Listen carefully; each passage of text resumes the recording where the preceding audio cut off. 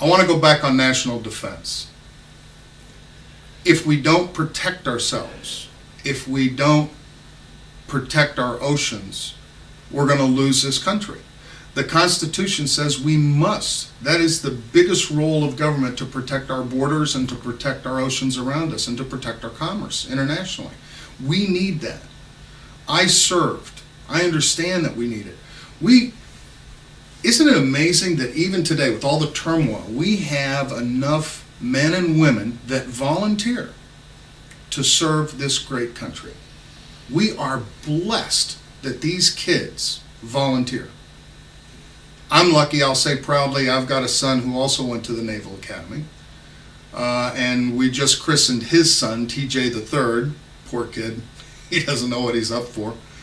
But we're hoping he goes to the Naval Academy as well and continue the tradition of service to our country. We have an obligation to these kids, these young men and these young women that serve, to give them the best equipment possible and to also give them the best direction possible. And when we commit them to harm's way, we have to make sure that their missions are clear and that they have the tools to win and come home.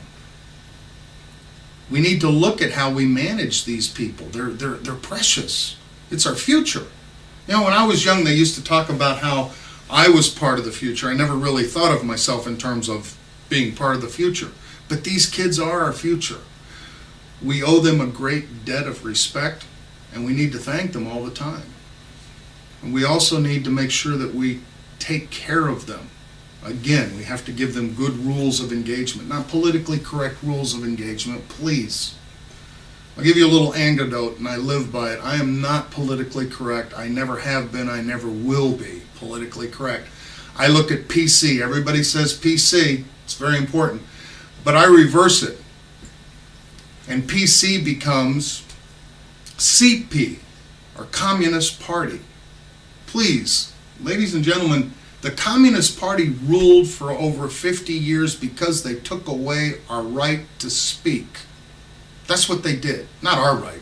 Those people's rights. They took it away. I'm not going to be bound by political correctness. Political correctness means that you and I, if you differ from me, if you're a liberal or if you're a Democrat or if you're a moderate or if you're a Republican or whatever, we can differ. But if we can't use words to talk, how are we ever going to come together to solve a problem that we're supposed to solve that's issued in this document, which calls for limited government? That's a question. It's very important. So again, I believe that I'm qualified because I know how to create jobs.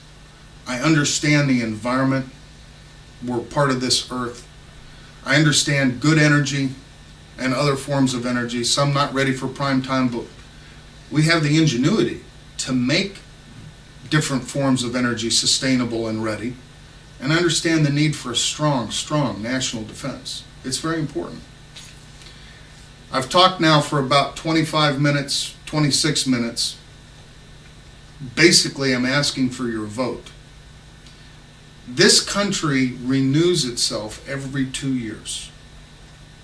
It's time to renew it again. It's lovely to live in a country where you can renew yourself. And you renew yourself by going to the polls and voting. You renew yourself by letting your voices be heard. And we do it peacefully. It's a blessing from God that we can go and completely change government, and there's no violence, there's nothing. All it was, we're answering to the times when we are a democracy, when we actually, the person with the most votes wins. That's election time. The first time I need your vote is September the 14th. There will be a Republican primary. I urge all of you, please come to my website. I need help. I need support. You know, talk to me, call me, have a barbecue, whatever. I'll come. Let's talk. Let's share ideas. But I need your vote on September 14th. And with that vote, then the second is we need to get back to representative government. The general election is November the 2nd. I'll be the guy on the ticket with your support. I ask for your vote. I'm Tom Weaver.